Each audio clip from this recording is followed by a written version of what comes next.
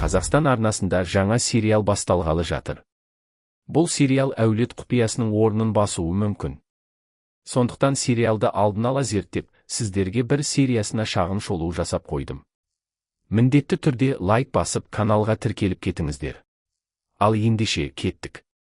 Сериалдың алғашқы минуттарынан ақ екі әйелдің біреуді дуалап отырғанын көреміз. Жандағы жас қыз осы әйелдің келіні болуы керек. Бірақ оның ұлы басқа қызды жақсы көреді екен.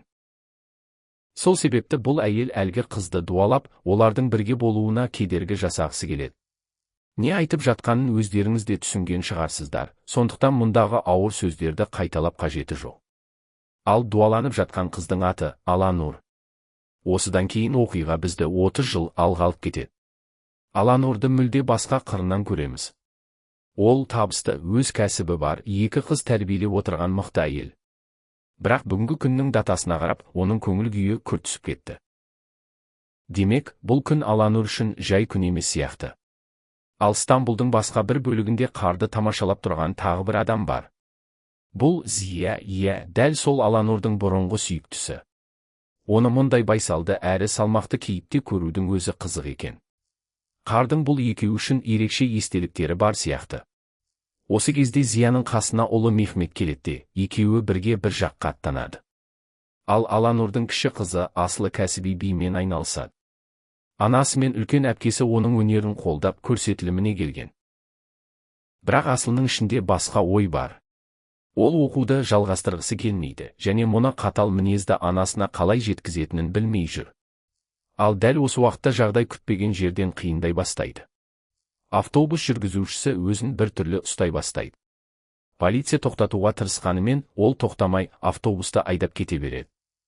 Ішінде отырған студенттердің бәрі шошып қалады.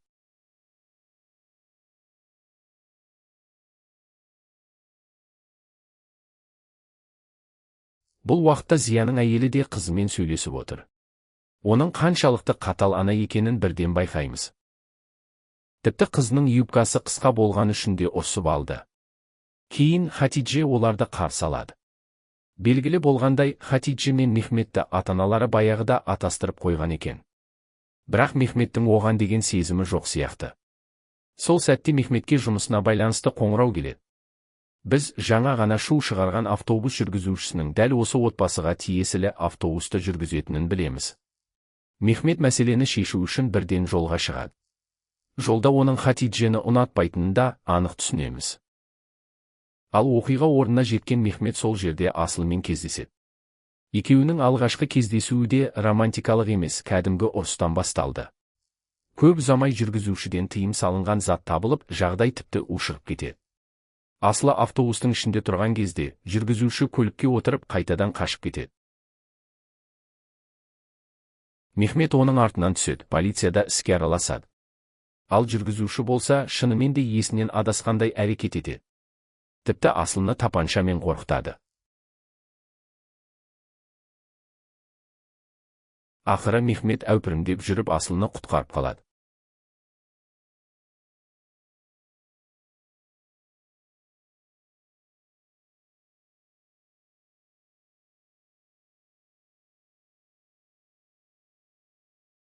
Бұл жағдайды Аланур да біліп қояды. Мехмет пен Асылы бөлімшеден шыққанда, Аланур да сол жерге келіп үлгерген еді.